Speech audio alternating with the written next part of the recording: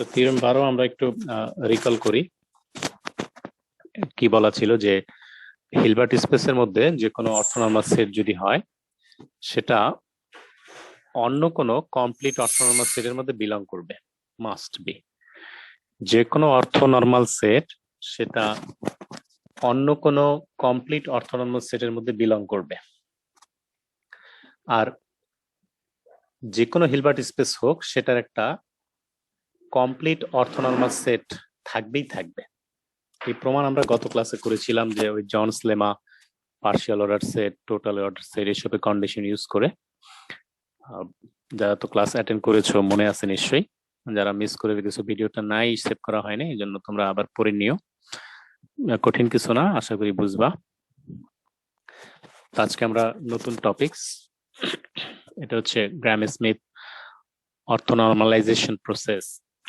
তো থিওরেমটা বুঝলেই গ্রাম স্মিথ প্রসেসটা বুঝবা। মানে এই থিওরেমে যা বলা হচ্ছে এটাই হচ্ছে তোমার গ্রাম স্মিথ অর্থোগোনালাইজেশন প্রসেস আর কি। তো যে কোনো হিলবার্ট স্পেসে যদি আমরা একটা সিকোয়েন্স চুজ করি, যে সিকোয়েন্সের মেম্বাররা হচ্ছে সেই হিলবার্ট স্পেসের কিছু ভেক্টর এবং তারা লিনিয়ারলি ইন্ডিপেন্ডেন্ট ভেক্টর যদি হয়, তাহলে দেখাতে হবে যে আমরা এরকম একটা অর্থনর্মাল সিকোয়েন্স অফ ভেক্টর বানাইতে পারবো, বানানো যাবে যেন আমরা যদি এখান থেকে এন সংখ্যক মানে 1 থেকে শুরু করে 1 2 3 4 5 এভাবে এন পর্যন্ত গিয়ে ভেক্টর সিলেক্ট করি এবং সেগুলোকে দিয়ে যদি একটা তোমার সাবস্পেস স্প্যান করাই এইচ এর, তাহলে সেই সাবস্পেস এদের দ্বারা স্প্যান করাইলে যেটা পাওয়া যাবে, আবার ওই যে x1 x2 x3 এভাবে করতে করতে xn পর্যন্ত এই ভেক্টর গুলো দিয়ে স্প্যান করাইলে সেম সাবস্পেসই পাওয়া যাবে।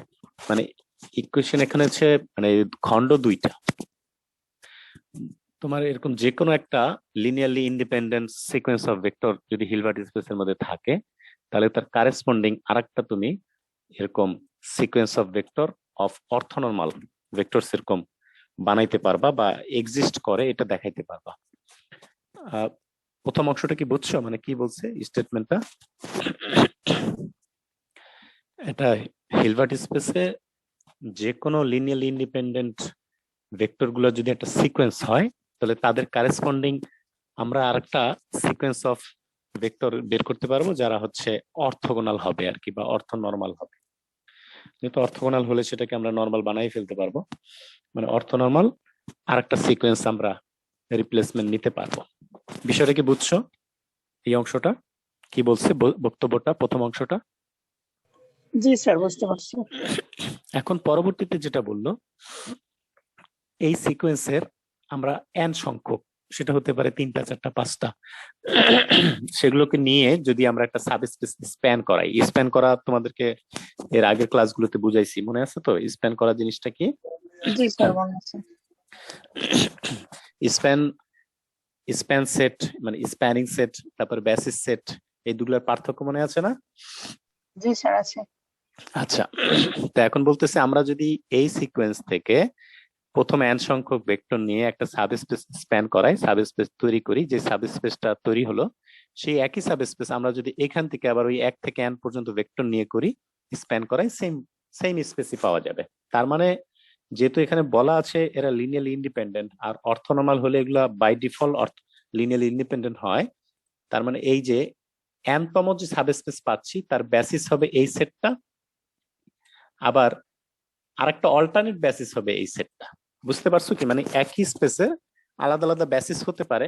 তো এখানে ক্লেম করতেছে যদি এরা বেসিস হয়, এরা যদি সেই সাবস্পেসকে স্প্যান করে, তাহলে এরাও একটা বেসিস হবে সেম স্পেসেরই এবং এরাও স্প্যান করতে পারবে। বিষয়টা কি বুঝাইতে পারছি? জি স্যার। বা অন্যভাবে যদি চিন্তা করো, ওই আমরা যে সাবস্পেসের কথা আলোচনা করতেছি ওখানকার যে কোনো র্যান্ডম একটা ভেক্টরকে আমরা এইসব ভেক্টরের কম্বিনেশন আকারে লিখতে পারবো, অল্টারনেটিভলি এদের কম্বিনেশন আকারে লিখতে পারবো। That's it. বিষয়টা কি ক্লিয়ার? বুঝছো জিনিসটা? জি স্যার। আচ্ছা, না বুঝলে কোয়েশ্চেন করবে। হ্যাঁ, এটা লজ্জা করার কিছু নাই, জিজ্ঞেস করবে, সমস্যা নাই। তো এখন আমরা প্রুফে আসি।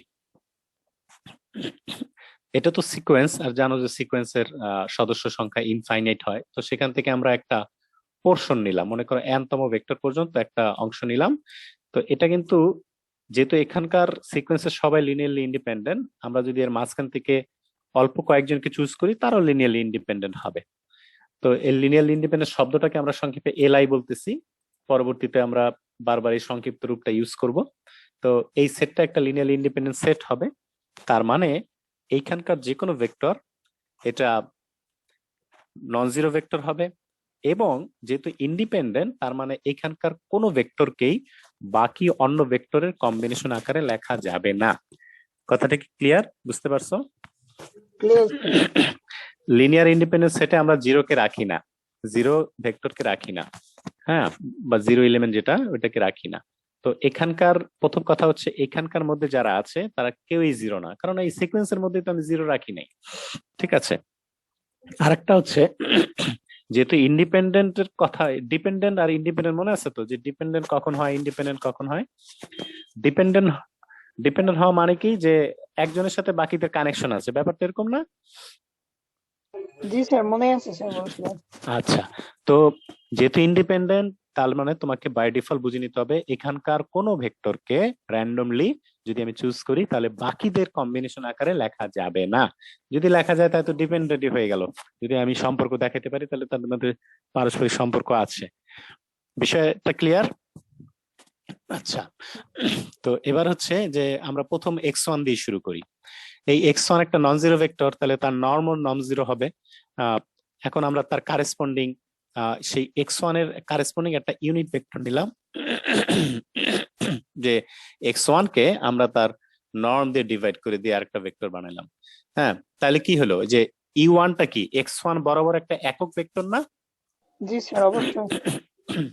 তাহলে একক ভেক্টর হলো, তার মানে x1 আর e1 কিন্তু প্যারালাল, সেম ডিরেকশন। আর শুধু তাদের মধ্যে পার্থক্য কি, নর্মের। x1 এর নর্ম কত আমরা আপাতত জানি না, কিন্তু e1 এর নর্ম আমরা জানি, সেটা কি এক্স্যাক্টলি 1 হবে। কথা ক্লিয়ার? জি স্যার।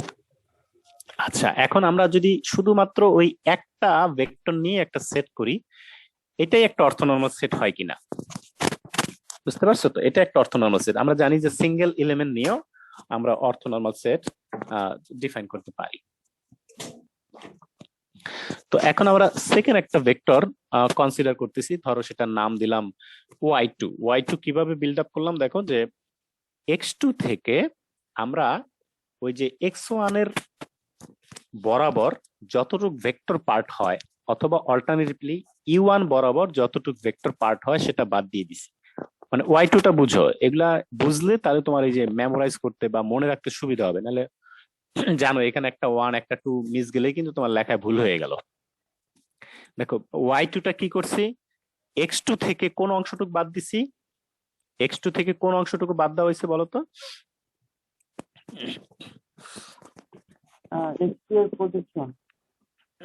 এখানে শুধু প্রজেকশন না, প্রজেকশন তো একটা স্কেলার রাশি, যে এই জায়গাটা হচ্ছে প্রজেকশন, হ্যাঁ, একটা স্কেলার, আর সেটা হচ্ছে ওই বরাবর একটা ভেক্টর।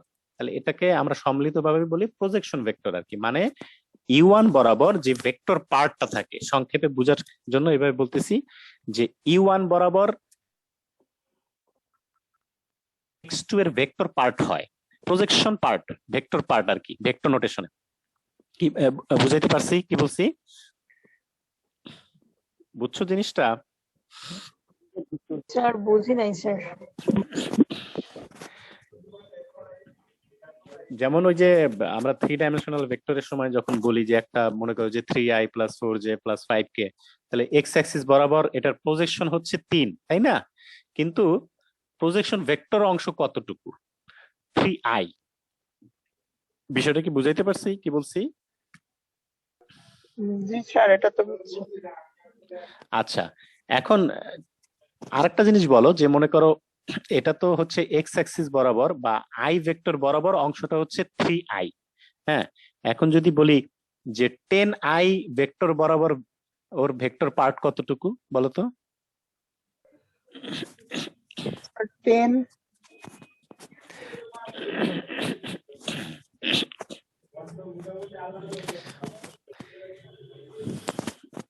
ভেক্টর পার্ট বলতে ভেক্টর সহ বলতেছি আর কি, শুধু প্রজেকশন ছায়ার দৈর্ঘ্য না, মানে ছায়া ভেক্টর আর কি, দৈর্ঘ্য ইনটু ভেক্টর। তো এখানে একটা ইম্পর্টেন্ট জিনিস মিস করে যাচ্ছে, বুঝো না এই জিনিসটা, যে এক্স অ্যাক্সিস বরাবর যখন বলতেছি তখন তার ছায়া সেটাও ফিক্স থাকতেছে, আর ছায়া অংশ নিয়ে যে ভেক্টরটা হয় সেটাও ফিক্স থাকতেছে। এটা আমি কার বরাবর নিচ্ছি তার দৈর্ঘ্যের উপর ডিপেন্ড করে না।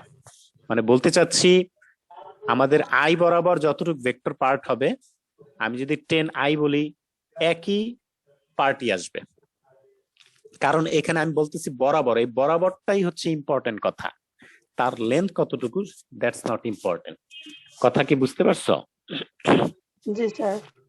যেমন বললাম উত্তর দিকে ভাই 10 কদম যাবেন, হ্যাঁ, আর একটা বললাম যে উত্তর দিকে যে 20 কদম রাস্তা আছে সেখানে 10 কদম যাবেন, ব্যাপার কি একই কিনা? জি স্যার। কি ব্যাপার বুঝছো? তাহলে আমরা x2 থেকে কোন কি অংশটুকু বাদ দিচ্ছি, E1 বরাবর যতটুকু ভেক্টর পার্ট হয় সেটা বাদ দেওয়া হচ্ছে, বিষয়টা বুঝছো? বা যদি কেউ এভাবে বলে যে x2 থেকে আসলে আমরা x1 বরাবর যতটুকু পার্ট হয় সেটা বাদ দিছি, দ্যাটস অলসো কারেক্ট, কারণ x1 আর E1 কিন্তু সেম ডিরেকশন। কথা বুঝা গেছে? কোনো একটা নির্দিষ্ট দিক বরাবর তোমার প্রজেকশনের দৈর্ঘ্য অথবা প্রজেকশন ইনটু যে scalar part, sorry vector part হচ্ছে, সেটা সেম টু সেম থাকে, সেটা ডিরেকশনের উপর নির্ভরশীল। হ্যাঁ, ওই ডিরেকশন বরাবর কোনো ভেক্টরের উপর নির্ভরশীল না। বিষয়টা কি বুঝাইতে পারছি কি বলছি? জি স্যার, বুঝতে পারছি।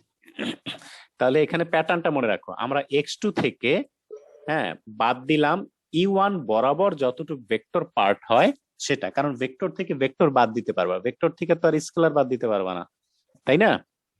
জি স্যার।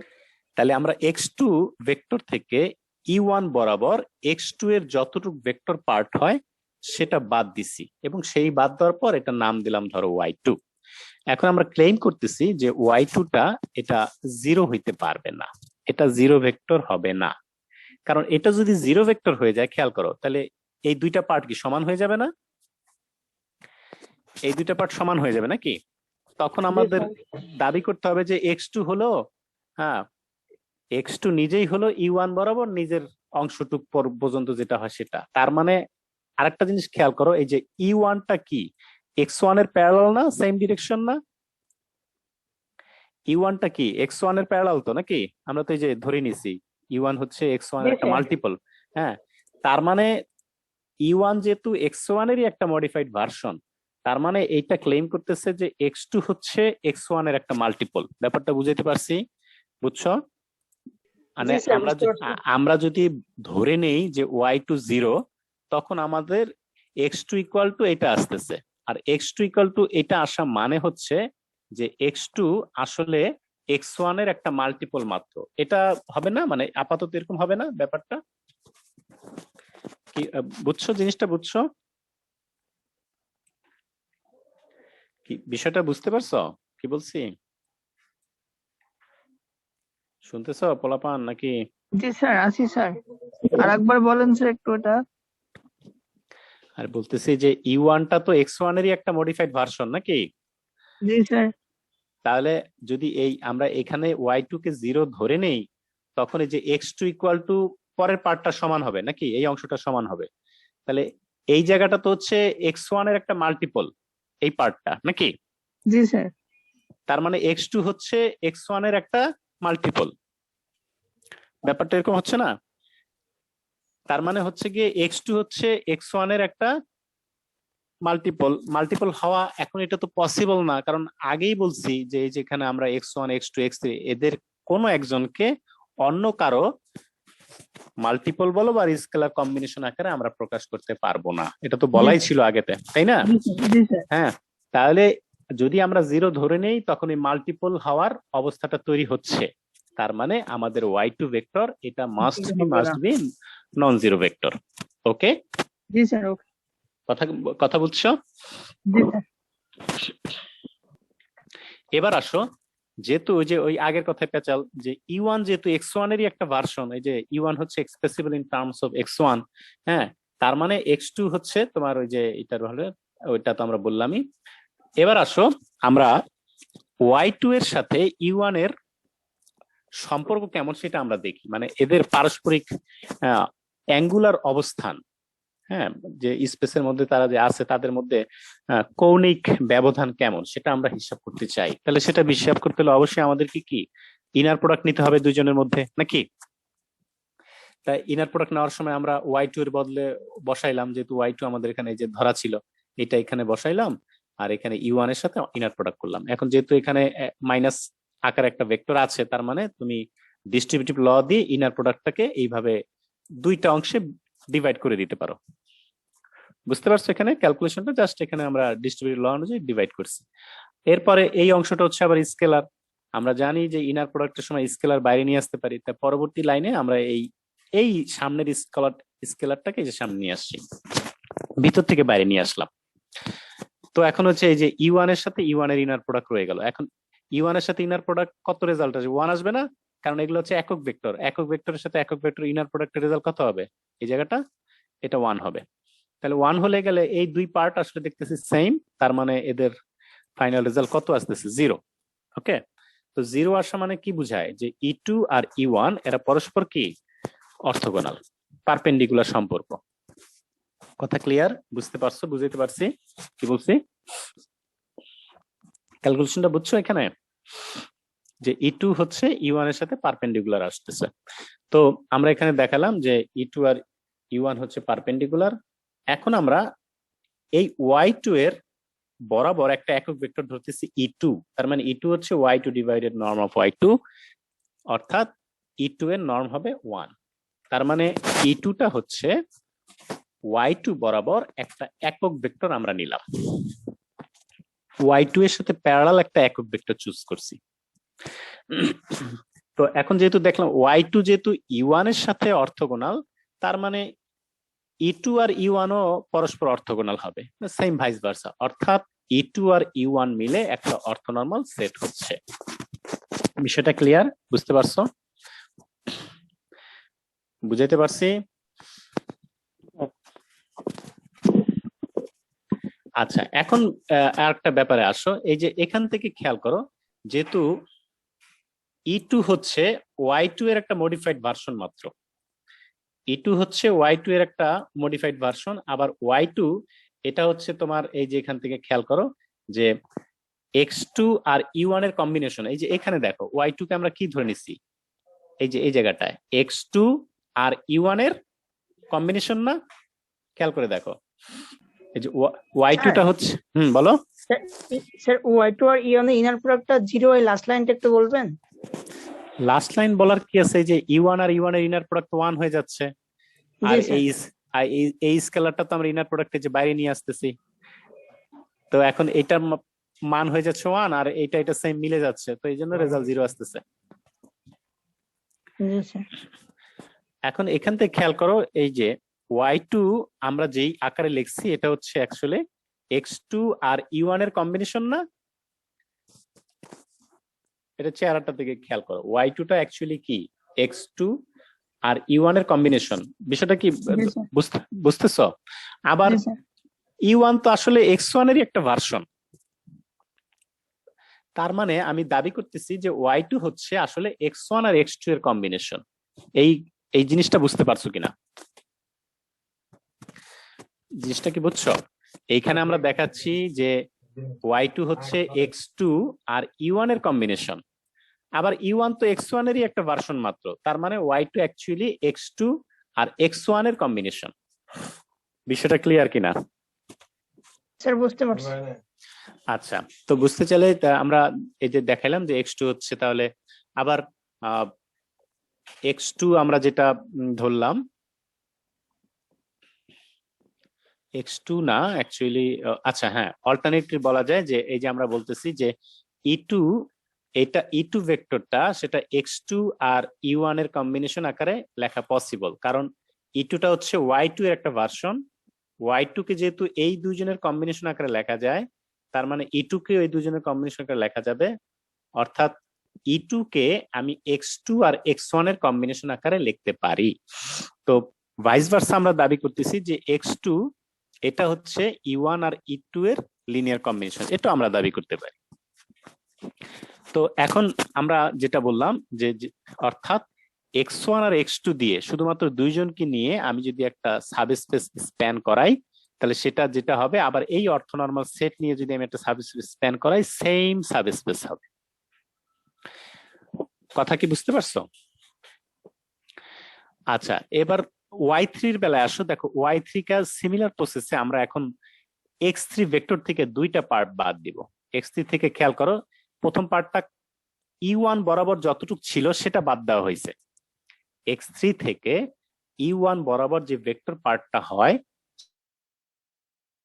সেটা বাদ দেওয়া হয়েছে, এবং E2 বরাবর যে ভেক্টর পার্টটা হয় সেটাও বাদ দেওয়া হয়েছে। তো এখানে তার প্রিভিয়াস দুইটা অংশ থেকে ভেক্টর পার্ট গুলো বাদ দেওয়া হয়েছে। তো আমরা তার মানে y3 কে এমন ভাবে চুজ করলাম যে x3 থেকে E1 আর E2 এর কম্পোনেন্ট, হ্যাঁ, ভেক্টর কম্পোনেন্ট গুলো বাদ দিয়ে দিলাম। আবার আমরা দাবি করতেছি যে y3 এটা 0 হতে পারবে না, কারণ 0 যদি হয় তাহলে x3 ইকুয়াল টু এই যে এই দুই পার্টের সামেশন হবে। কিন্তু সামেশন হওয়া মানে এই যে E1 টা হচ্ছে আসলে x1 আর E2 হচ্ছে x1 আর x2 এর কম্বিনেশন, অর্থাৎ তখন x3 হয়ে যাবে x1 আর x2 এর combination, but that's not possible. জিনিসটা কি বুঝছো? এই যে এখানে নন জিরো দিয়ে যে জিনিসটা বলতে চাচ্ছি, যে আমরা যদি ধরে নেই যে y3 0 হতে পারে, যেটা ধরে নেই, তাহলে x3 ইকুয়াল টু কি হবে? এই যে লাস্টের দুইটার যোগ হবে না? জি স্যার, জি এটা স্যার, বুঝতে বুঝতে পারছি। পারছি। স্যার, এটা আচ্ছা, ওই যে বলছিল না লিনিয়ারলি ইন্ডিপেন্ডেন্ট, সো মাল্টিপল হ্যাঁ, হয়ে গেলে তো আর। তো এখন এখান থেকে আসো যে E1 টা হচ্ছে অ্যাকচুয়ালি x1 এর একটা ভার্সন নাকি, আর E2 টা হচ্ছে x1 আর x2 মিলানো একটা ভার্সন। অর্থাৎ তখন আমরা এরকম পরিস্থিতি দাঁড়াবে যে x3 হচ্ছে x1 আর x2 এর মিলিত ভার্সন, মানে ওই যে লিনিয়ার কম্বিনেশন যেটাকে বলতেছি, বাট এটা তো পসিবল না। হ্যাঁ, তার মানে এই y3 ভেক্টরটা 0 হওয়া কখনোই সম্ভব না। তো এখন এক কাজ করি যে y3 এর সাথে E1 এর সম্পর্কটা কেমন সেটা আমরা দেখি। তো আগের মতোই আমরা এই যে ইনার প্রোডাক্ট নিলাম, এখানে যেহেতু দুইটা মাইনাস আছে, তো আমরা সম্মিলিতভাবে তিনটা ইনার প্রোডাক্টে এটা স্প্লিট করে দিতে পারি। তো তিনটা অংশে স্প্লিট করে দিতে পারলে এই যে E2 আর E1 এর যে পার্টটা আসে এবং স্কেলার পার্ট গুলো আমরা এই যে সামনে বসায় দিছি, এটা এই যে সামনের অংশটা হচ্ছে স্কেলার, আর এটা হচ্ছে আমাদের ইনার প্রোডাক্টের পার্ট গুলো আর কি। তো E1 এর সাথে E1 ইনার প্রোডাক্ট হলে এই যে 1 হবে, আর E2 এর সাথে E1 এটা ইনার প্রোডাক্ট 0 হবে, কারণ এরা পরস্পর অর্থগোনাল ভেক্টর। ওকে, তো দেখা যাচ্ছে এই পার্টের সাথে এই পার্ট মিলে যাচ্ছে, আর এটা তো 0 হয়ে গেল, তাহলে আলটিমেটলি রেজাল্ট 0। তার মানে E1 ভেক্টরটা E3 এর সাথে অর্থগোনাল। ঠিক সিমিলার ক্যালকুলেশন আমরা দেখাইতে পারবো যে E2 এর সাথে এটার ইনার প্রোডাক্ট 0 আসবে। হ্যাঁ, তো আমরা এখন নতুন একটা ভেক্টর নেই E3। E3 কে এমন ভাবে নিলাম যেটা y3 বরাবর একটা একক ভেক্টর, y3 বরাবর একটা একক ভেক্টর, তাহলে তার নর্ম 1 হবে। এখন খেয়াল করো, যেহেতু y3 আমরা দেখালাম যে E1 আর E2 এর সাথে অর্থগোনাল হয় দুইজনের সাথে, তাহলে E3 তো y3 এর একটা মডিফাইড ভার্সন, যেহেতু তার মানে y3 নিজেও কি E1 আর E2 এর সাথে কি হবে? অর্থগোনাল হবে। অর্থাৎ আমরা যদি E1 E2 E3 সম্মিলিতভাবে তিনজনকে চিন্তা করি, এর একটা অর্থনর্মাল সেট গঠন করবে। কথা ক্লিয়ার কিনা, বুঝতে পারছো? জি স্যার, বুঝতে পেরেছি। আচ্ছা, তো এখন এই লাইনে আবার ফেরত আসো। এই যে y3 সমান, খেয়াল করো যে এটা ডিভাইড এটার নর্ম। এখন উপরেরটা খেয়াল করলে চলবে, y3 বানাইতে গিয়ে তোমার x3 লাগছে, E1 লাগছে ভেক্টর হিসেবে, আর E2 লাগছে, তিনজন লাগছে না? একটা হচ্ছে x3, একটা হচ্ছে E1, আর একটা হচ্ছে E2। এই তিনজনের লিনিয়ার কম্বিনেশন হচ্ছে গিয়ে y3 অথবা E3, যেটাই বলো। বিষয়টা কি ক্লিয়ার, বুঝতে পারছো? জি স্যার। y3 এবং E3 দুইজনই হচ্ছে x3, E1 আর E2 এর কম্বিনেশন। ব্যাপারটা ক্লিয়ার? এখন E1 তো হচ্ছে x1 এর একটা ভার্সন, আর E2 হচ্ছে x1 আর x2 দুইজনের মিলিত একটা ভার্সন। ব্যাপারটা কি বুঝছো কি বলতেছি? জি যে স্যার, E1 সিঙ্গেল আর E2 তো দুইটা মিলিয়ে। E2 দুইজন মিলিয়ে হয়েছে, অর্থাৎ আমি দাবি করতেছি যে E3 আসলে x3, x1, x2 তিনজনের সম্মিলিত ভার্সন বা তাদের লিনিয়ার কম্বিনেশন। জি স্যার। বুঝা গেছে? হ্যাঁ, জি। কারণ এটার মধ্যে কিন্তু x2 এর অংশটা কিন্তু চলে আসছে, ঠিক আছে? যেহেতু এখানে x2 এর কম্বিনেশন মানে একটা কন্ট্রিবিউশন আছে E3 বানানোর ক্ষেত্রে, তার মানে E3 বানানোর জন্য আমাদের x2 এর অংশগ্রহণ আছে। আর x3 তো আমি সরাসরি এখানে দেখতেই পাচ্ছি। আর E1 থাকার কারণে আমি তো X1 কে নিয়ে আসতে পারবো। ঠিক আছে, তো এখন আমরা দেখালাম যে যেহেতু E3 এই তিনজনের কম্বিনেশন, তাহলে ভাইস ভার্সা আমরা বলতে পারি যে X3 ও আসলে E1 E2 E3 এর কম্বিনেশন। মানে এই যে এখান থেকে তুমি যদি আবার উল্টা ক্রমে চিন্তা করো তাহলে সেটাও সত্য, X3 হচ্ছে E1 E2 E3 এর কম্বিনেশন। তাহলে এই পর্যন্ত যা পাইলাম যে X1 X2 X3 এরা স্প্যান করে যে স্পেসটা বানাবে সেম স্প্যান, মানে সেম স্পেস আমরা E1 E2 E3 এদের দ্বারাও স্প্যান করে বানাইতে পারবো। এটা আমরা 3 পর্যন্ত আসলাম। তো এখন আমরা ওই যে ম্যাথমেটিক্যাল ইন্ডাকশন মেথড যদি তৈরি করি, ওই সেম ক্যালকুলেশন আমরা এখন একটা ইজে ভেক্টরের ভাবে ডিফাইন করব। এই যে ডিফাইনটা কেমন হবে, মানে এটা হচ্ছে ওয়াই আর কি। তো ওয়াই এর ডেফিনেশনটা এখানে এই যে বসানো আছে। প্রত্যেকটা যে Y2 Y3 Y3 যেভাবে করছি সেখানে প্রত্যেকটার একটা করে টার্ম মাইনাস বেশি বাড়বে আর কি। ওই পরবর্তী এই ক্যালকুলেশন সব সেম। তো এইভাবে পরে দেখানো যায় একইভাবে যে ER+1 সেটা অ্যাকচুয়ালি তোমার এই যে এইসব ভেক্টর গুলোর কম্বিনেশন দেখানো যায়। তার মানে এই যে আমরা XR+1 যে কোনো একটা ভেক্টর নিলে সেটা E1 E2 E3 ER+1 vector গুলোর কম্বিনেশন আকারে লেখা যায়। তো সেম ভাবে আমরা যদি এদেরকে নিয়ে একটা স্পেস স্প্যান করাই আর এদেরকে নিয়ে স্প্যান করাই, সেম স্পেস হবে, সেটা এখানে দেখাইছে। তো তোমরা প্রমাণ পড়ার সময় এটাও পড়তে পারো। তবে এর আগে যেই থিওরেম গুলো পড়ছি সেই সাপেক্ষে আবার অল্টারনেট মেথডটা আমার কাছে বেশ ইজি মনে হয়েছে। এটা হচ্ছে বুঝার জন্য বা ওই যে ধারাবাহিক ভাবে বুঝার জন্য সোজা, কারণ একটার সাথে একটা সিমিলার ওয়েতে আগাইছে আর কি। এখন এটা আমরা অল্টারনেট মেথডে আগাই, যে আমরা ইন্ডাকশন মেথডে ধরে নিচ্ছি যে n=1 এর জন্য প্রথমে x1 ভেক্টরটা চিন্তা করো। তাহলে x1 এর কারেসপন্ডিং একটা একক ভেক্টর আমরা সেই আগের মতো E1 ধরে নিলাম। তাহলে E1 এর নর্ম 1 হচ্ছে।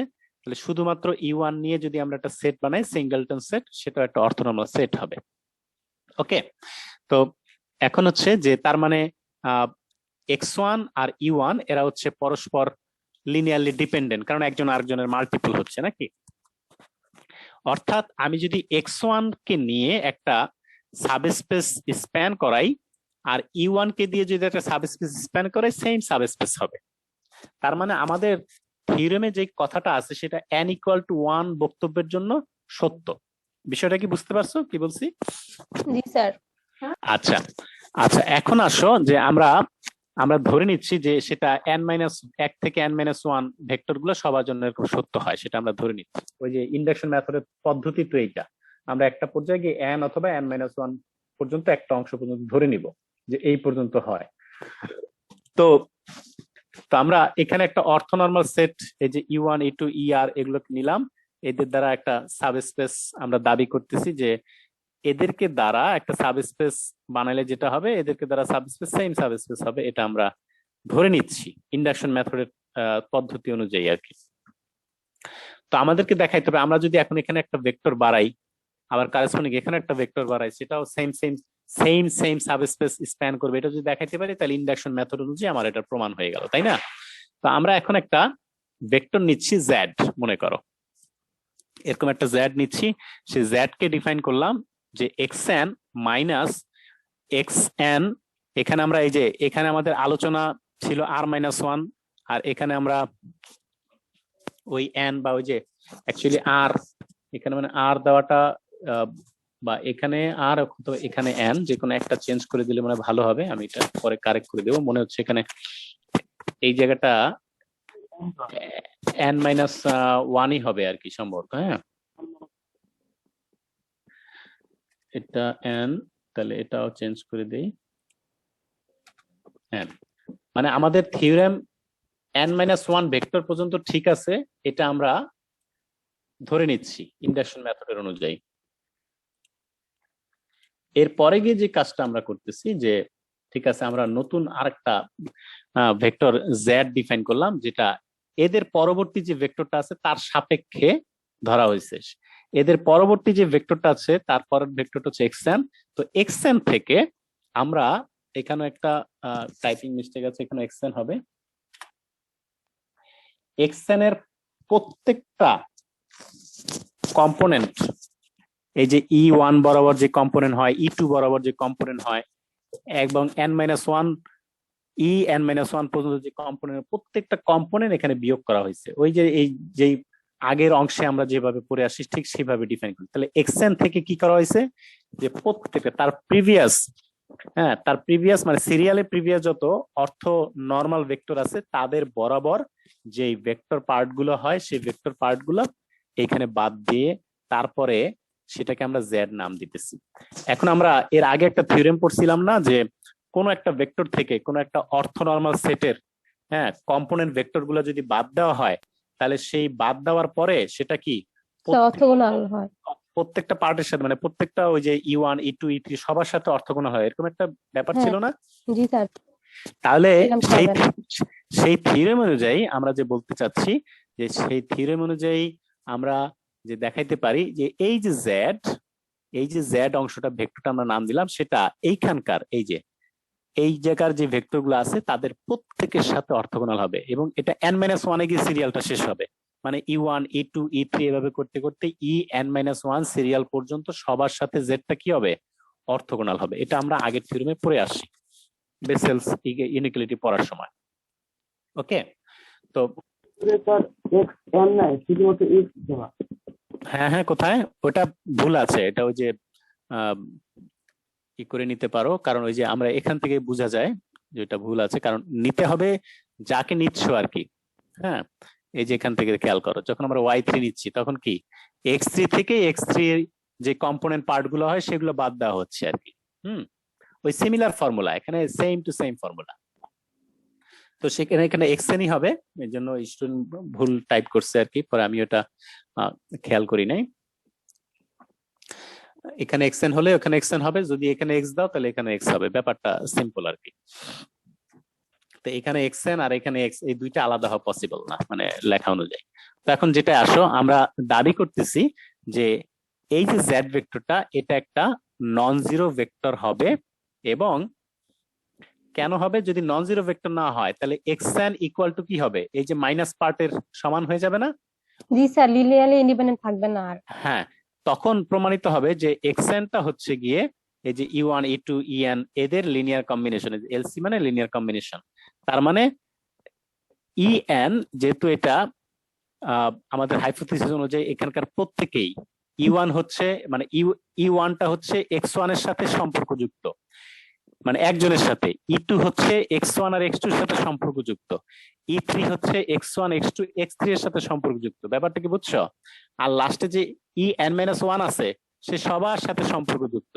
তার মানে তার মানে এই জায়গায় এই সবগুলো যদি সম্মিলিত আকারে চিন্তা করো, এদের মধ্যে X1 X2 Xn এইভাবে করতে করতে Xn-1 পর্যন্ত সবার কন্ট্রিবিউশন আছে। অর্থাৎ Xn-1 এটা এদের সবার কম্বিনেশন আকারে লেখা পসিবল হবে যদি আমরা এই যে জেড কে জিরো ক্লেম করি বা জিরো ধরে নিই। বাট এটা তো সম্ভব না, কারণ আমরা বলেই নিছি আমরা যে এই যে সেটটা নিয়েছি এই সেটটা কি লিনিয়ারলি ইন্ডিপেন্ডেন্ট সেট, অর্থাৎ আমাদের এই যে জেড নট, যে জেড আমরা ধরে নিছি এটা নন জিরো ভেক্টর হইতেই হবে। কথা ক্লিয়ার? বুঝতে পারছো? তো এখন আমরা একটা জেড এর বরাবর একটা একক ভেক্টর নিলাম En, ঠিক আছে, এখানে নিলাম আমরা En।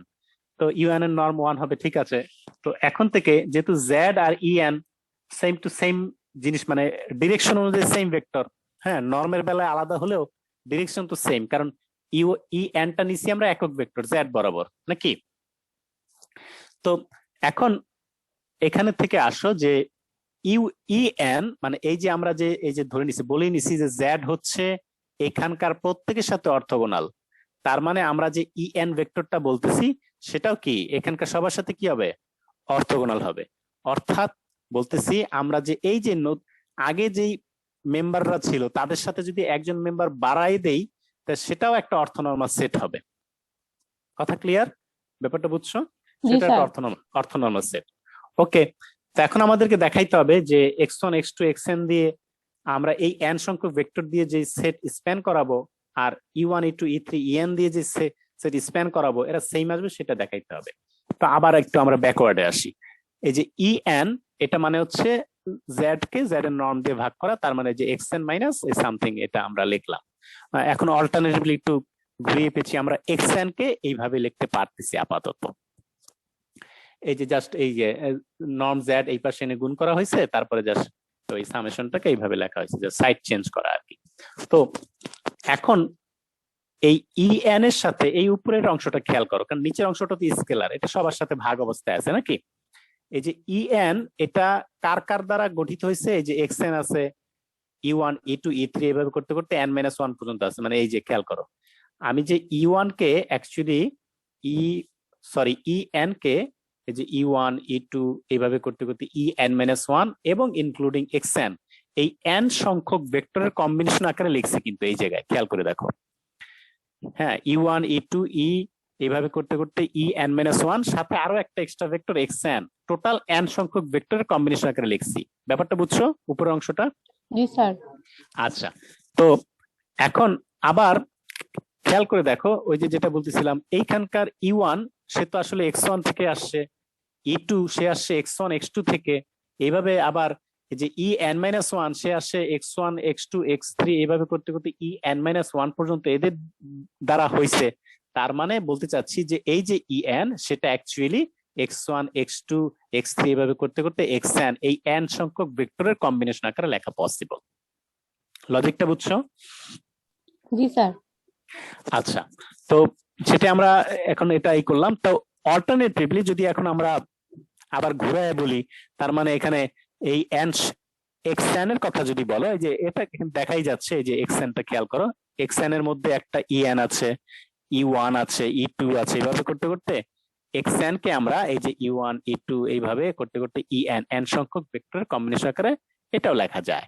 অর্থাৎ হচ্ছে মানে n সংখ্যক ভেক্টরকে যদি আবার n সংখ্যক ভেক্টরের মাধ্যমে প্রকাশ করা যায়, ব্যাপারটা বেসিকটা হচ্ছে এরকম যে n সংখ্যক ইন্ডিপেন্ডেন্ট ভেক্টরকে অন্য n সংখ্যক ভেক্টরের কম্বিনেশন আকারে লেখা যায়, তার মানে তারা সেম সাবস্পেস স্প্যান করবে। এটাই হচ্ছে মূল বেসিক আর কি থিওরি। মানে তো এখন তার মানে দাবি হচ্ছে যেহেতু আমরা এই যে প্রত্যেকটা এই যে E1 E2 E3 এদেরকে আবার x1 x2 x3 দ্বারা প্রকাশ করতে পারি, আবার ভাইস ভার্সা তোমার x1 x2 x3 এদেরকে E1 E2 E3 এদের দ্বারা রিপ্লেস করতে পারি। তার মানে এই সেট দ্বারা স্প্যান হওয়া স্পেস এবং এই সেট দ্বারা স্প্যান হওয়া স্পেস কি সেম আসবে। দুইটার ক্ষেত্রে কি তোমার n সংখ্যক ভেক্টর আছে এবং দুইটা সেটই কি লিনিয়ারলি ইন্ডিপেন্ডেন্ট। পয়েন্টটা কি বুঝতে পারছো? তো আমাদের যেটা দাবি করলো যে আমরা যে সিকোয়েন্স থেকে, যে এখানে যেটা বলা ছিল, এই সিকোয়েন্স থেকে যদি ফাইনাইট সংখ্যক ভেক্টর আমরা চুজ করি, তাহলে সে চুজ করার অবস্থায় আমাদের এখানে n সংখ্যক নিয়ে আমরা যে সাবস্পেস বানাবো, যেখান থেকে আমরা n সংখ্যক নেই একই সাবস্পেস আসবে। ওর থেকে প্রথম n সংখ্যক নেই আর এটা থেকে প্রথম n সংখ্যক নেই, একই সাবস্পেস হবে। এখন এই যে প্রসেসের কথা বলা আছে, প্রসেসটা মেইনলি কোনটা, এই যে একটা এক একটা করে যে পার্ট বাদ দিয়েছিলাম, তাহলে ইন জেনারেল ফর্মুলা কিন্তু হচ্ছে এই তোমার এই যে এইটা। তুমি যে তম মেম্বারটা কিভাবে বের করবা, প্রথমে ওয়াই জে বের করবা, ওয়াই জে এর সাথে তুমি সেটার নর্ম দিয়ে ভাগ করে ই জে বের করবা, তাহলে ওয়াই জে এই যে এটা হচ্ছে ওয়াই জে আর কি মেইনলি। হ্যাঁ, তাহলে ওয়াই জেটা তুমি কিভাবে বের করবা, এক্স জে থেকে এক্স জে এর যত প্রিভিয়াস পার্ট আছে প্রত্যেকটাকে বাদ দিবা। এই প্যাটার্নটা বুঝতে পারছো? প্যাটার্নটা কিন্তু খুব সোজা। ওই ওয়াই জে বের করার সময় তোমাকে কি করতে হবে, এক্স জে যে ভেক্টরটা থাকবে, হ্যাঁ, সেই এক্স জে এর প্রত্যেকটা কম্পোনেন্ট তুমি কি করবা, বাদ দিয়ে দিবা। ক্লিয়ার? বুঝতে পারছো জিনিসটা? জি স্যার। এইভাবে এটাই হচ্ছে তোমার অ্যাকচুয়ালি প্রসেসটা, যে তুমি আসলে কিভাবে বের করবা। তো এই এরপরে তোমার এখানে কিছু এক্সারসাইজ আছে, এক্সারসাইজ গুলো খুব বেশি ইম্পর্টেন্ট না, আর আগের বেশিরভাগ প্রমাণই আগের প্রমাণগুলোর সাথে রিলেট করে, এই জন্য এগুলো আর ডিসকাস করতেছি না, খুব ইম্পর্টেন্টও না। তো এই গ্রাম স্মিথ প্রসেস অনুযায়ী একটা অঙ্ক তোমাদের এই সমসিজের বইয়ে আছে, এটা সমসিজের বইয়ে চ্যাপ্টার 7-এ। আমি শেয়ার স্ক্রিন দ্বারা ওইটা দিচ্ছি। স্যার আমাদের এক্সামে আসলে আমরা তাহলে কি প্রথম যেটা ছিল সেটা দিব প্রুফটা? খুশি, এটা দুইটাই দিতে পারো, সমস্যা নেই। আচ্ছা স্যার। No problem. এই যে বই দেখতে পাচ্ছো বইটা? জি স্যার। তো এই যে বই, এটা তোমাদের সম্ভবত থাকার কথা তোমাদের কালেকশনে, যে সম সিরিজের 6th এডিশন, পুরনো এডিশনও পাবে, তবে লেটেস্ট হচ্ছে 6th এডিশন, এটা চ্যাপ্টার 7। তো এখানে 238 পেজে অঙ্কটা আছে। অঙ্কটা খেয়াল করো, যে ভি একটা ভেক্টর স্পেস যেখানে পলিনোমিয়াল ফাংশন আছে। পলিনোমিয়াল ফাংশন তো সবাই চিনো নাকি? বহুপদী ফাংশন জি বহুপদী স্যার, ফাংশন জি স্যার, আচ্ছা, জি। এটা একটা ইনার প্রোডাক্ট হবে যদি আমরা এই স্পেস থেকে দুইটা ফাংশন চুজ করে তাদের ইনার প্রোডাক্ট এই যে এইভাবে ডিফাইন করে দেই যে -1 থেকে 1 পর্যন্ত ft আর gt এর গুণফলকে ইন্টিগ্রেশন করব, তাহলে এই ইনার প্রোডাক্টের সাপেক্ষে এই ভি স্পেসটা এটা একটা ইনার প্রোডাক্ট স্পেস হবে। তো এখন এই যে ইনার প্রোডাক্ট স্পেসের এই যে পলিনোমিয়াল স্পেস, হ্যাঁ, এটার একটা বেসিস হচ্ছে তোমার এই যে আমরা চারটা নিলাম। ওই যে একটু আগে বললাম না যে আমরা ইনফাইনাইট সিকোয়েন্স থেকে n সংখ্যক ভেক্টর নিয়ে স্প্যান করাবো, ব্যাপারটা এরকম ছিল না? জি স্যার। এখানে আমরা n এর মান 4 নিচ্ছি আর কি, যে আমরা অ্যাকচুয়ালি তাহলে এই যে p3 মানে এটা হচ্ছে এমন পলিনোমিয়াল যার ম্যাক্সিমাম ডিগ্রি হবে কত? 3। জি। হ্যাঁ, সর্বোচ্চ টি কিউব টার্ম পর্যন্ত যেতে পারবে, কনস্ট্যান্ট থাকুক, টি থাকুক, টি স্কয়ার থাকুক, টি কিউবের বেশি যাইতে পারবে না, টি কিউবের কম থাকলে সমস্যা নাই। তা p3 হচ্ছে এটা তোমার কিউবিক পলিনোমিয়াল, ম্যাক্সিমাম কিউবিক পলিনোমিয়ালে যত ফাংশন আছে তাদের স্পেসকে বলা হয় p3। এই যে গতকাল যশোরের টিচার নিয়োগের ভর্তি পরীক্ষা এটা আসছে যে তোমার স্ট্যান্ডার্ড বেসিস গুলো লেখো, R2 এর জন্য স্ট্যান্ডার্ড বেসিস কি হবে, তারপর পি এর জন্য স্ট্যান্ডার্ড বেসিস কি হবে। তো অনেকেই পারে না, এই যে পি জিনিসটা কি ভুলেই গেছে আর কি। হ্যাঁ, যখন আমরা পিটি লিখি তার মানে সব পলিনোমিয়াল নিয়ে যে স্পেসটা সেটা হচ্ছে পিটি, আর এই যে p3t যখন বলতেছি এটা হচ্ছে তোমার কিউবিক পলিনোমিয়াল। যখন p4 বলবো তখন হচ্ছে তোমার কোয়াড্রি, ওই যে 4 মাত্রার পলিনোমিয়াল পর্যন্ত ম্যাক্সিমাম যেতে পারবে, বুঝছো? তাহলে p3 এর ডাইমেনশন হচ্ছে অ্যাকচুয়ালি 4। তার মানে এখান থেকে তোমার যদি তুমি একটা অর্থ ওই যে ইন্ডিপেন্ডেন্ট সেট নাও, সেটার ম্যাক্সিমাম সদস্য সংখ্যা কয়টা হবে? 4টা। এই যে তার প্রথম এটাও কিন্তু একটা ভেক্টর, এটা হচ্ছে একটা মানে ভেক্টর ওই সেন্সে যেহেতু আমরা এটাকে ভেক্টর স্পেস বলতেছি ওই সেন্সে। তাহলে এটা একটা ফাংশন, এটা আরেকটা ফাংশন, এটা আরেকটা ফাংশন। এখন খেয়াল করে দেখো, যে কোনো কিউবিক পলিনোমিয়াল ফাংশনকে কি এই 4টা ফাংশনের কম্বিনেশন আকারে লিখতে পারবা না তুমি অলওয়েজ, বা জি স্যার। লিখতে বাধ্য, কথা কি বুঝছো? তাই এরা হচ্ছে স্ট্যান্ডার্ড বেসিস, p3 এর জন্য স্ট্যান্ডার্ড বেসিস হবে। তো পরীক্ষায় যে আমি p3 দিয়ে যদি দিব এমন কোনো কথা নাই, হয়তো আমি p5 দিয়ে দিতে পারি, তখন কিন্তু তোমার p পাওয়ার 5 পর্যন্ত যাইতে হবে। জি। বুঝা গেছে? তো এখন জি, স্যার। আমরা এটা হচ্ছে স্ট্যান্ডার্ড বেসিস। এখন ওই যে আগের থিওরেমের পরাজয় আমরা যেমন তোমার ওই যে x1 x2 x3 এইভাবে দেওয়া ছিল, তার থেকে আমরা কি e1 e2 e3 এগুলো বের করছিলাম, তাই না? তো সেই সিমিলার প্রসেসে এইটা হচ্ছে আমার ওই যে x1 x2 x3 এইভাবে, আর আমরা এইটা বের করব e1 e2 e3 এইগুলা। তো সেটা কি এই গ্রাম স্মিথ প্রসেসের মাধ্যমে ডিফাইন করব। তো এক কাজ করি, যেখানে আমার তো ইন্ডিকেশন করাই লাগবে -1 থেকে 1 পর্যন্ত, তো আমরা এক কাজ করি যে এই যে টি পাওয়ার আর আর টি পাওয়ার এস এদের ইনার প্রোডাক্ট কেমন হয় সেটা আমরা একটা ফর্মুলা বের করে নিলাম। নট নেসেসারি, করে নিলে ভালো। দেখলাম যে যদি আমাদের n এর মান যদি ইভেন হয় তখন দেখতেছি 2/n+1 হয়, আর n এর মান অড হলে এটা 0 হবে, কারণ হচ্ছে তোমার ওই যে তোমরা ইভেন ফাংশন আর অড ফাংশনের ইন্ডিকেশন একটা ফর্মুলা আছে না, যদি এই ft আর গুটে যদি অড ফাংশন হয়ে যায় -1 থেকে 1 এদের রেজাল্ট কত আসবে? 0 আসবে, সেটা তো জানোই। 1। জি স্যার। 1 না, ওই যে ডাবল আর কি, এই অর্ধেক পার্টের ডাবল আসবে। ঠিক আছে, আচ্ছা। তো ওই আগের প্রমাণের অনুযায়ী খেয়াল করো, ওই যে x1 থেকে আমরা u1 ডিফাইন করছিলাম কিভাবে, ওই যে আমরা u1 কে নিছিলাম কি আসলে x1 এরই একটা মডিফাইড ভার্সন নিছিলাম, বা ওই যে ইউনিট ভার্সন নিছিলাম, তাই না? তো আমরা এক কাজ করি, এই যে প্রথম ফাংশনটা f0 আমরা ডিফাইন করলাম, সেটাকে ওর সাথে মিলিয়ে, ওর সাথে ঠিক রেখে, প্রথমটা কিন্তু প্রথমটার সাথে মিলিয়ে রাখতে হয়। হ্যাঁ, ভাগ করা লাগে মাঝে মধ্যে, গুণ করা লাগে, সেটা ঠিক আছে, মানে এমন ভাবে গুণ ভাগ করতে হবে যেন সেটা ইউনিট আকারে আসে। এখন ইউনিট বলতে ইউনিট কোন কি সূত্র দিয়ে মাপবো, এই সূত্র দিয়ে তোমায় মাপতে হবে, মানে তোমার হচ্ছে ওই যে ইনার প্রোডাক্ট বা নরমাল ডেফিনেশন সেটা দিয়ে তোমাকে মাপতে হবে। ওকে, তো আমরা এখন এক কাজ করি, এই যে দ্বিতীয় পার্টটা থেকে, এই যে খেয়াল করো, দ্বিতীয় পার্ট থেকে আমরা মানে যে দ্বিতীয় ফাংশন থেকে এই যে এখানে যেটা ধরলাম সেটার কম্পোনেন্টটা এই যে এখানে বিয়োগ করে দিলাম। দ্বিতীয়টা থেকে তার প্রিভিয়াস যে ফাংশনটা আছে, মানে এই যে এখানকার আমরা যাদেরকে বের করতে চাচ্ছি, একটা তো অলরেডি আমরা বের করে নিচ্ছি, এই যে f0, তাই না?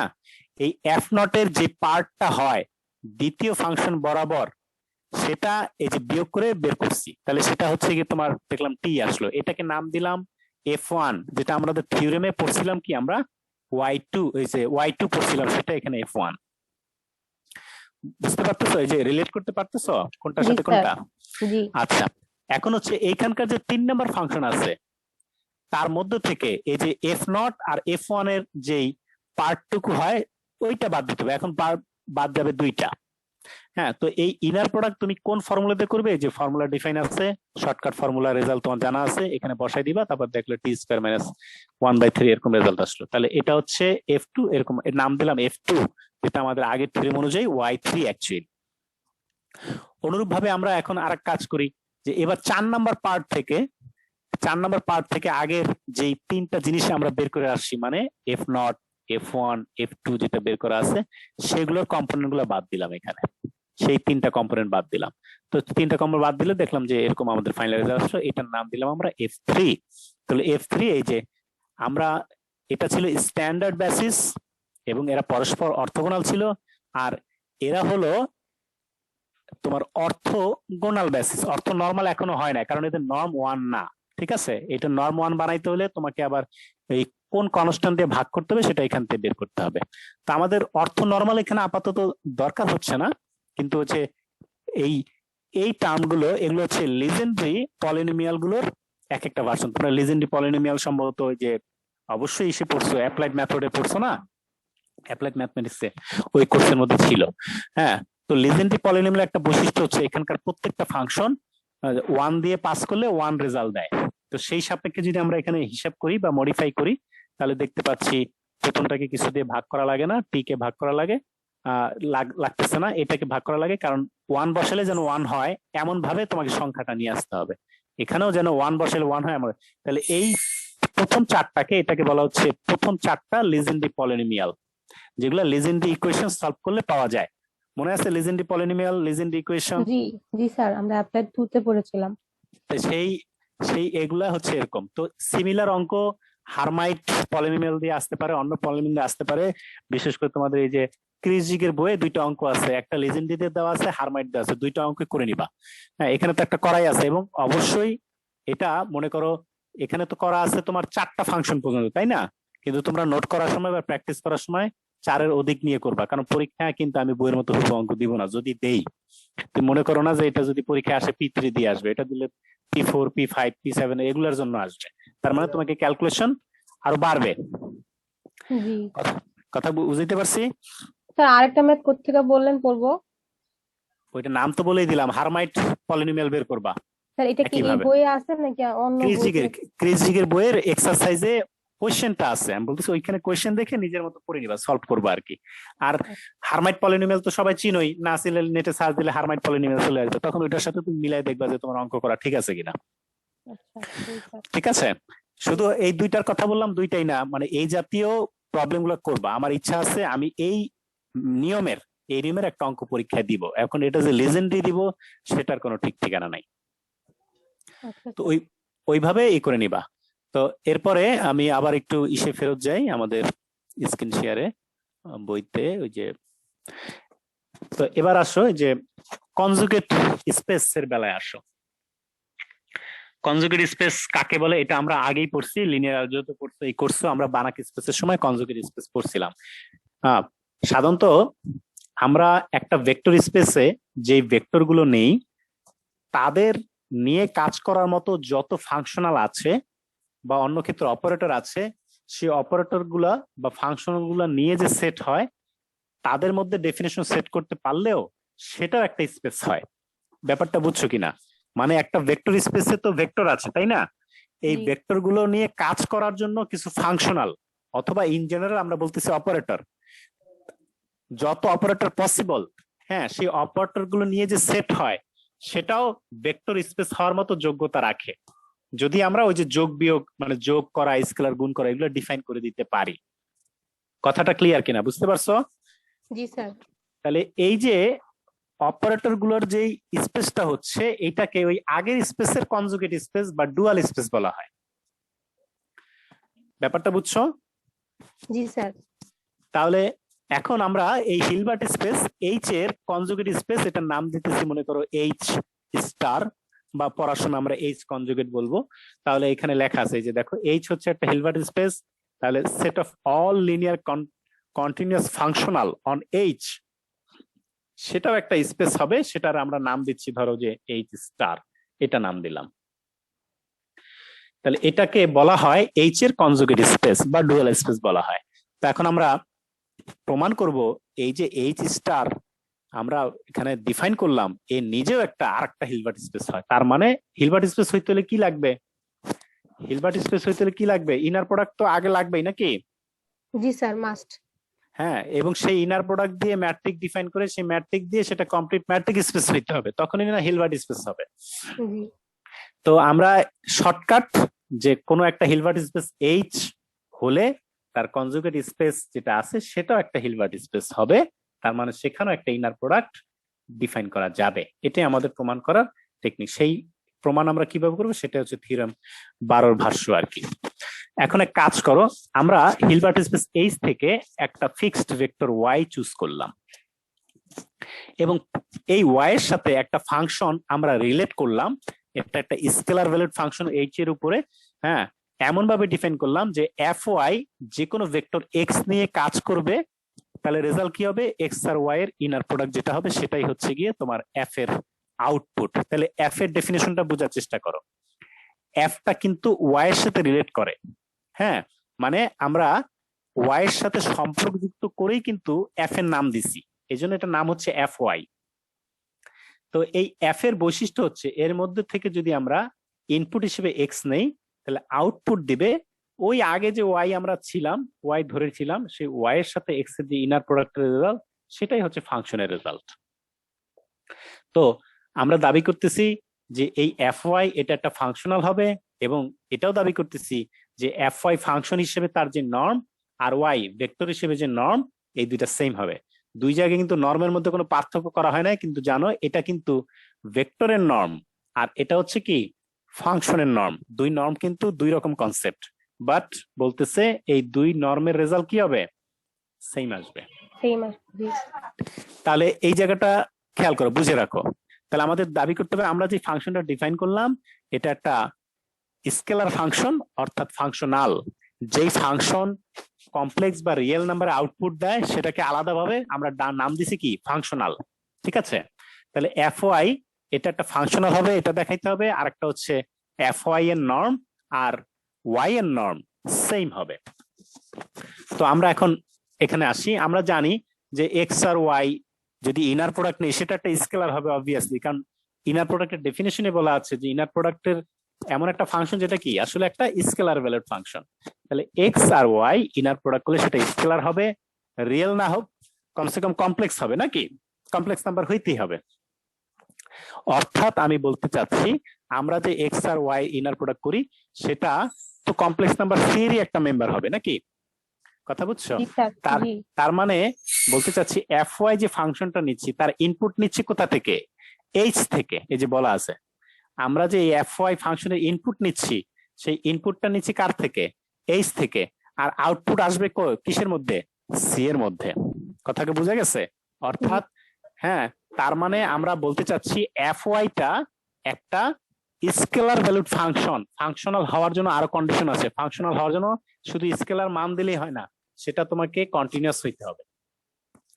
এটা মনে রাখো যে স্কেলার ভ্যালুড ফাংশন আর ফাংশনালের মধ্যে এই জায়গায় পার্থক্য। স্কেলার ভ্যালুড ফাংশন শুধু স্কেলার মান দেবে, সেটা কন্টিনিউয়াস হবে না, না কন্টিনিউয়াস হবে এটার কোনো বাধ্যবাধকতা নাই। কিন্তু যখন আমরা ফাংশনাল বলতেছি সেটা স্কেলার ভ্যালুড ফাংশনও হইতে হবে আবার কন্টিনিউয়াস হইতে হবে। ওর কন্ডিশন দুইটা। সো এখন এবং লিনিয়ারও হইতে হবে, এটাও আছে তোমার ফাংশনাল হওয়ার জন্য। টোটাল তিনটা কন্ডিশন, এটা মনে রাখো। ফাংশনাল হওয়ার জন্য তিনটা কন্ডিশন, একটা হচ্ছে স্কেলার ভ্যালুড, স্কেলারে মান দিতে হবে, কন্টিনিউয়াস হইতে হবে, লিনিয়ার হইতে হবে। কথা ক্লিয়ার? তাহলে তোমাকে প্রথম পার্ট তুমি অলরেডি দেখাইছো যে এফ ওয়াইটা একটা স্কেলার ভ্যালু ফাংশন, এটা দেখাইছো কারণ মান আসতেছে কমপ্লেক্স নাম্বার মধ্যে, অবশ্যই স্কেলার। এবার আমরা এটা লিনিয়ার কিনা সেই প্রমাণে আসো। এইচ থেকে আমরা দুইটা র্যান্ডম ভেক্টর চুজ করলাম আর কমপ্লেক্স নাম্বার সি থেকে একটা তোমার ছোট সি আমরা সিলেক্ট করলাম। এখন এই দুইজনের একটা কম্বিনেশন নিলাম, নতুন একটা ভেক্টর বানাইলাম, সেটাকে ইনপুট হিসেবে এফ এর মধ্যে দিলাম। তো ডেফিনেশন অনুযায়ী তাহলে এই নতুন ভেক্টরের সাথে ওয়াই এর ইনার প্রোডাক্ট হবে। তো ইনার প্রোডাক্টের ডেফিনেশন ভাঙাইতে ভাঙাইতে আমরা দেখলাম যে এটা আসলে এই ফরম্যাটে আসলো, অর্থাৎ আমাদের এফ ওয়াই ফাংশনটা একটা লিনিয়ার ফাংশন প্রমাণিত হলো। লিনিয়ার ফাংশনটা কি, যে ইনপুটের মধ্যে যেরকম কম্বিনেশন হয় আউটপুটের মধ্যে সেম টু সিমিলার কম্বিনেশন হবে। বুঝছো তো লিনিয়ার বলতে কি বোঝায়? একটা ফাংশন লিনিয়ার জি স্যার। মানে কি, ইনপুটের মধ্যে যেরকম কম্বিনেশন রুল চালু থাকবে, আউটপুট আসার পরেও সেম রুল বিদ্যমান থাকবে। এটাই হচ্ছে তোমার লিনিয়ার হওয়ার কন্ডিশন আর কি। এবার হচ্ছে কন্টিনিউয়াস হয় কিনা। এখন আমরা কন্টিনিউয়াস হওয়ার, এই যে খেয়াল করো যে আমরা যদি এই এফ ওয়াই এক্স এটার মানটাকে অ্যাবসলিউট ভ্যালু নেই, তার মানে এটা হচ্ছে যে এক্স আর ওয়াই এর ইনার প্রোডাক্টের অ্যাবসলিউট ভ্যালু নেওয়া, তাই না? যেহেতু ডেফিনেশনে বলা আছে। আবার কশি-সোয়ার্টজ ইনইকুয়ালিটির মাধ্যমে জানি যে দুইটা ভেক্টরের ইনার প্রোডাক্টের অ্যাবসলিউট ভ্যালু সেটা কি, যার যার নর্মের গুণ থেকে এটা ছোট অথবা ইকুয়াল হবে, মানে নর্মের দুইটার গুণফল ছাড়াই যেতে পারবে না। কথা কি বুঝতে পারছো? অন্যভাবে বললে এটা হচ্ছে যে কম্পোনেন্ট ওয়াইজ যেই আয়তক্ষেত্রগুলো হয় তাদের যোগফল, আর এটা হচ্ছে সরাসরি সবচেয়ে বড় যেই আয়তক্ষেত্রটা হয়। তাহলে এই যে কম্পোনেন্ট ওয়াইজ আয়তক্ষেত্রগুলোর যোগফল তোমার সরাসরি আয়তক্ষেত্র যেটা হয় সেটাকে ছাড়াই যেতে পারবে না। এটা হচ্ছে জিওমেট্রিক ব্যাখ্যা আর কি কশি-সোয়ার্টজ ইনইকুয়ালিটিতে। কারণ তুমি যখন ইনার প্রোডাক্ট নিচ্ছ, তার মানে কি আসলে এক্স এর প্রথম কম্পোনেন্টের সাথে ওয়াই এর কম্পোনেন্ট গুণ করতেছো, এক্স টু এর দ্বিতীয় কম্পোনেন্টের সাথে ওয়াই টু এর দ্বিতীয় কম্পোনেন্ট গুণ করতেছো, এইভাবে কিন্তু আসতেছে। তার মানে কম্পোনেন্ট ওয়াইজ তুমি এরিয়া নিচ্ছ, যেহেতু অ্যাবসলিউট ভ্যালু আছে, ঠিক আছে? সবগুলো তুমি যোগ করতেছো, প্লাস মাইনাস সহকারে যোগ করতেছো, কিন্তু ফাইনালি নিতেছো তুমি অ্যাবসলিউট ভ্যালু, মানে রেজাল্টটা ফাইনাল রেজাল্ট পজিটিভ নিচ্ছ। আচ্ছা, তো এখন এই যে ওয়াই এর কথা বলতেছিলাম, ওয়াই কিন্তু আমাদের চুজ করা একটা ফিক্সড ভেক্টর ছিল। আমরা ধরে নিচ্ছি যে ওয়াই এর নর্ম হচ্ছে কে। তো আমরা এখন তাহলে এই যে এফ ওয়াই এক্স এর মানটাকে এইভাবে লিখতে পারি যে কে ইন্টু নর্ম অফ এক্স। এখন খেয়াল করে দেখো যে কোনো একটা ফাংশনাল বা অপারেটর বাউন্ডেড হওয়ার কন্ডিশন এরকম ছিল না যে টি এক্স, হ্যাঁ টি এক্স এর অ্যাবসলিউট ভ্যালু বা টি এক্স এর norm less or equal K into x এর নর্ম, এরকম ছিল না? মনে পড়ে আমরা যে বাউন্ডেড হওয়ার কন্ডিশন পড়ছিলাম? জি স্যার। তাহলে সেই ফর্মুলার সাথে ম্যাচ করতেছে না আমাদের এই যে লেখাটা, যে এই যে আউটপুটের নর্ম সেটা হচ্ছে কোন একটা ফিক্সড কনস্ট্যান্ট, আর ইনপুটের নর্ম সমস্ত ইনপুটের জন্য যদি এটা সত্য হয়, তখন আমরা সেই ফাংশন বা অপারেটরকে কি বলি? বাউন্ডেড বলি। আর আমরা এটাও জানি যে ভেক্টর স্পেসে যে বাউন্ডেড হওয়া মানে সেটা বাই ডিফল্ট কি হবে? কন্টিনিউয়াস হবে। কন্টিনিউয়াস হবে। এটা আমরা থিওরেম হিসেবে পড়েছি। ওকে, তো এখন আসো এই যে এফ ওয়াই নর্ম প্রিসার্ভিং, এখানে নর্ম প্রিসার্ভিং বলা কথাটা একটু হচ্ছে কনফিউজিং, কারণ নর্ম প্রিসার্ভিং বলতে মেইনলি বুঝায় কোন একটা ফাংশন, হ্যাঁ ইনপুটের মানে একটা ইনপুটকে চুজ করলে সেই ইনপুটের যেই নর্ম হবে আউটপুটের সেম নর্ম হবে, এরকম ফাংশন যদি হয় তখন সেটাকে বলে নর্ম প্রিসার্ভিং ফাংশন। কিন্তু এইখানে নর্ম প্রিসার্ভিং বলতে অন্য একটা জিনিস মিন করছে, এটা আমি পরে বলতেছি। মানে আমাদেরকে আপাতত দেখাইতে হবে যে থিওরেমের লাস্ট পার্টটা, যে ওয়াই এর নর্ম সরি এফ এর নর্ম আর ওয়াই এর নর্ম সেম আসবে। আবারও বলি, এটা কিন্তু নর্মটা হিসাব হবে ফাংশন হিসেবে, আর এই নর্মটা হিসাব হবে ভেক্টর হিসেবে, বাট দুইজনের নর্ম কি হবে? সেম হবে। অর্থাৎ দাবি করতেছে আমরা এখানে তো ওয়াই আমাদের ইচ্ছাধীন একটা ভেক্টর ছিল, আমরা ফিক্স নিছি, কিন্তু আমরা ইচ্ছা করে চুজ করছিলাম, মনে আছে? বুঝছো তো? জি স্যার। হ্যাঁ, আমরা ওয়াই যাকেই চুজ করি না কেন, ওয়াই এর নর্ম যা হবে আর তার সাথে কারেসপন্ডিং যে ফাংশন বা ফাংশনাল সেটার নর্ম সেম হবে। এই সেন্সে বলতেছে নর্ম প্রিসার্ভিং, মানে আমরা ওয়াই কে চুজ করলাম, তাহলে সেই ওয়াই এর মাধ্যমেই তো আমি এফ ডিফাইন করতেছি, এফ ওয়াই ডিফাইন করতেছি, তাহলে ওয়াই এর নর্ম আর এফ ওয়াই এর নর্ম সেম আসবে। এই সেন্সে বলতেছে নর্ম প্রিসার্ভিং, মানে নর্ম সেম থাকতেছে। আমি যে কোনো ভেক্টর নিব, তার কারেসপন্ডিং যে ফাংশনাল নিব, তাহলে দুইজনের নর্ম সেম হবে, এই সেন্সে নর্ম প্রিসার্ভিং বলতেছে। বাট নর্ম প্রিসার্ভিং ফাংশন কিন্তু অন্য জিনিস বুঝায়। এখানে এটা বলতেছে না যে এফ নর্ম প্রিসার্ভিং ফাংশন, ওইটা বুঝাচ্ছে না। এখানে বুঝাচ্ছে যে চয়েসের উপরে, যে ওয়াই তুমি যাকে চুজ করো তার কারেসপন্ডিং যে এফ পাবে, হ্যাঁ সেই এফ এর নর্ম আর ওয়াই এর নর্ম সেম আসবে, সেই সেন্সে নর্ম প্রিসার্ভিং বলতেছে। দেখো এটা যদি আমাদেরকে দেখাইতে হয়, এই যে আমরা এই রেজাল্টটা দেখাইতে চাই 2 নর্ম সেম হবে, তো সেটা দেখানোর ক্ষেত্রে আমরা আবার একটু রিকল করি যে কোন একটা ফাংশনাল সেটা নর্ম ডিফাইন করার আমরা 3টা ফর্মুলা জানি, মনে আছে তো? 3টা বা 4টা ফর্মুলা ছিল, চারটা ছিল। যে এই যে আউটপুট গুলার, হ্যাঁ, সুপ্রিমামটা নিতে হবে, যেখানে ইনপুট নিতে হবে কি ওই যে ইউনিট ডিস্কের বাউন্ডারি অথবা ভিতরের পয়েন্ট যে কোনো একটা চুজ করা যায়।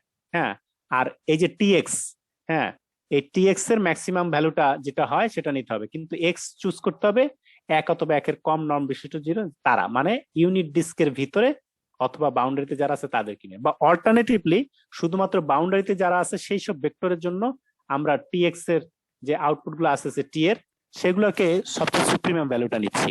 অথবা আরেকটা করা যায়, যদি এক্স নন জিরো ভেক্টর না হয় তাহলে এই যে টিএক্স এর নর্ম আর এক্স এর নর্ম ভাগ দিলে এই ভাগফলের ম্যাক্সিমাম ভ্যালুটা বা সুপ্রিমিয়াম ভ্যালুটা আমরা নিতে পারি, সেটাকে আমরা বলতেছি ওই ফাংশনালের নর্ম। 3টা মনে আছে এই ডেফিনেশন 3টা? জি স্যার, মনে আছে স্যার। আর এই 3টা ডেফিনেশন কিন্তু ঘুরে ফিরে একই জিনিস মিন করে, এটাই কিন্তু একটা থিওরেমও ছিল, তো সেটার মধ্যে আমরা যাচ্ছি না। তো এক কাজ করি, আমরা এই যে এইখান থেকে এই যে এই জায়গায় খেয়াল করো, আমরা যেটা পাচ্ছি, ধরো আমরা এই যে এক্স এর নর্ম দিয়ে, সরি ওয়াই এর নর্ম দ্বারা এই পাশে ভাগ করে নিয়ে আসলাম, সরি এক্স এর নর্ম দিয়ে ভাগ করে নিয়ে আসলাম, এই যে এখানে, এই যে এখানে এক্স এর নর্ম দিয়ে ভাগ করে, মানে আমরা এখান থেকে পাচ্ছি, আমরা যদি এক্স এর নর্ম দিয়ে ভাগ করি তাহলে আমরা এই ইনইকুয়ালিটিটা পাই নাকি? এখানে আমাদের একটা ব্র্যাকেট দিয়ে এক্স দিয়ে দেওয়া উচিত, কারণ পরের লাইনে এখানে এক্স লেখছে। এই এবার ঠিক আছে।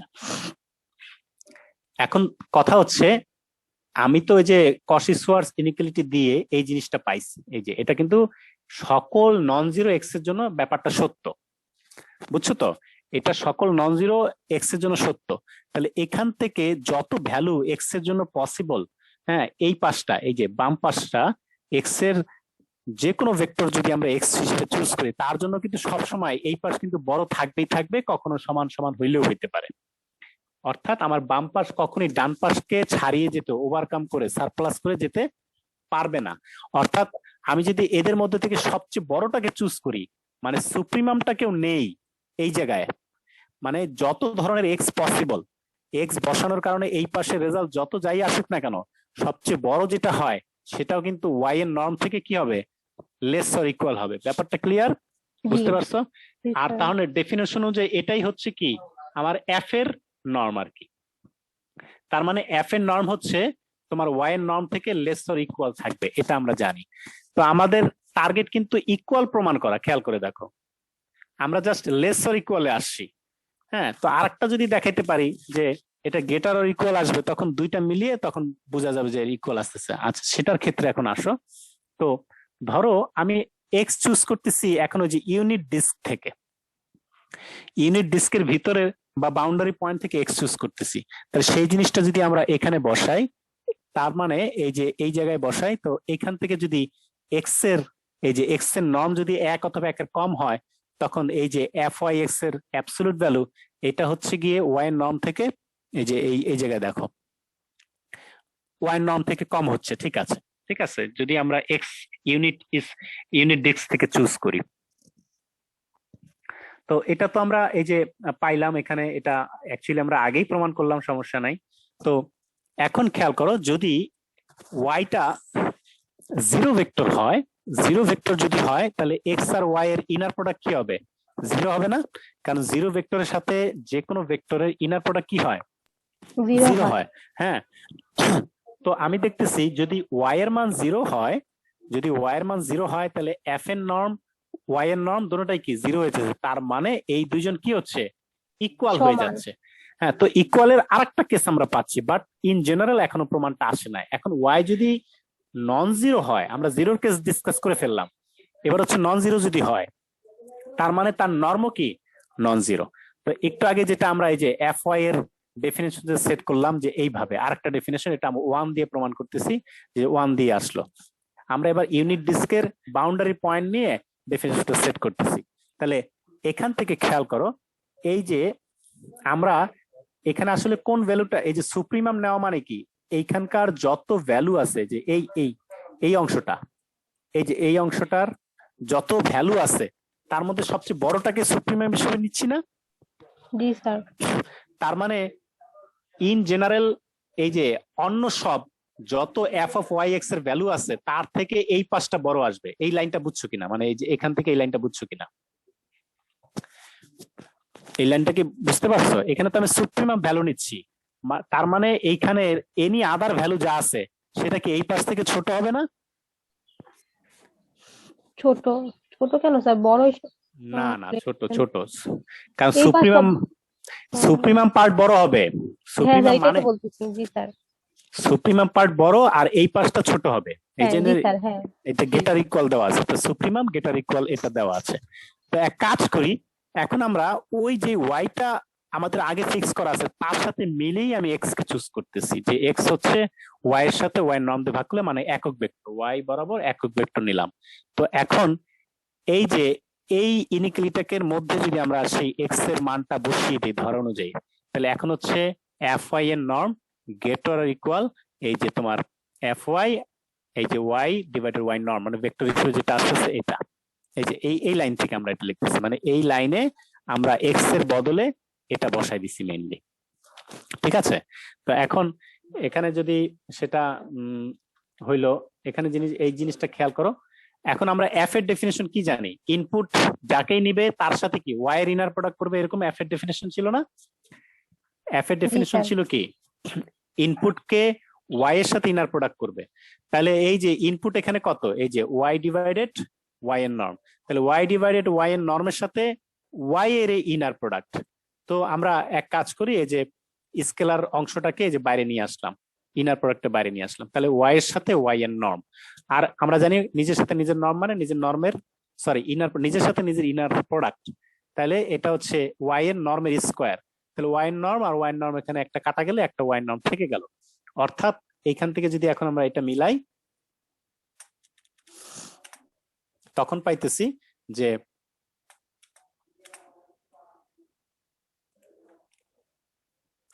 তখন কি, এই যে দেখো এই পাশ বড় হয়ে গেল না, এই যে এটা এফ ওয়াই এর পার্টটা বড়, তার মানে কখনো কখনো এরকম হতে পারে যে এফ ওয়াই এর নর্ম ওয়াই এর নর্ম থেকে গেটার আর ইকুয়াল হচ্ছে, এটাও কেস হতে পারে, বাট দুই কেস তো একসাথে যদি সত্য হইতে হয়, এটাও সত্য হইতে হয়, আবার যদি এটাও সত্য হইতে হয়, একমাত্র কেস কি ইকুয়াল ছাড়া পসিবিলিটি এই দুইটা ইকুয়াল, আমরা জিরো নন জিরো সবার জন্য প্রমাণ করছি, যে জিরো হলে ইকুয়াল হবে সেটা দেখাই আসছি, হ্যাঁ, আবার নন জিরোর জন্য দেখাইলাম যে এটা সমান অসমান হইতে পারে।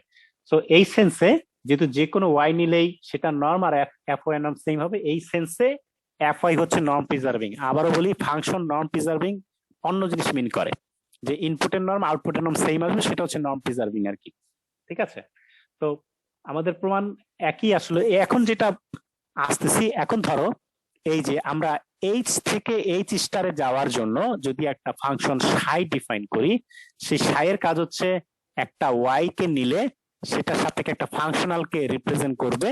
হ্যাঁ, মানে এখানে ব্যাপার হচ্ছে তুমি ইনপুট নিবা ভেক্টর, রেজাল্ট আসবে ফাংশনালে, কারণ কি এইচ এর মধ্যে থেকে তুমি ইনপুট নিবা, এইচ এর মেম্বাররা কি ভেক্টর, আর এইচ স্টারের মেম্বাররা কি ফাংশনাল, তাহলে তুমি এইচ থেকে এইচ স্টারে যাওয়ার জন্য একটা ফাংশন নিচ্ছ যার কাজ হচ্ছে ভেক্টরকে তার কারেসপন্ডিং একটা ফাংশনালে কনভার্ট করা।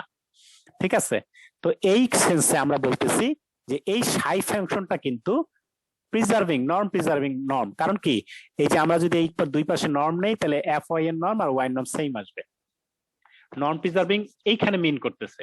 এটা আবার ঠিক আছে যে সাই হচ্ছে নর্ম প্রিজার্ভিং, মানে ইনপুটের নর্ম আর আউটপুটের নর্ম যদি সেম মান আসে তখন সেটাকে নর্ম প্রিজার্ভিং ম্যাপিং বলে। তাহলে সেই অনুযায়ী এখানে আমরা যে সাই ডিফাইন করলাম, সেই সাই ফাংশনটা হচ্ছে নর্ম প্রিজার্ভিং। কথা কি বুঝাইতে পারছি? জি স্যার। তাহলে আজকে ক্লাস এই পর্যন্তই, পরবর্তী ক্লাস একটা ইম্পর্টেন্ট আছে ওইটা আমরা পড়বো, এটার পড়ার আগে তোমরা আবার এটা একটু রিভিউ করো, আগামী ক্লাসের আগে এই থিওরেমটা একটু রিডিং করে রাখো। আচ্ছা স্যার। আসসালামু আলাইকুম। ওয়ালাইকুম আসসালাম।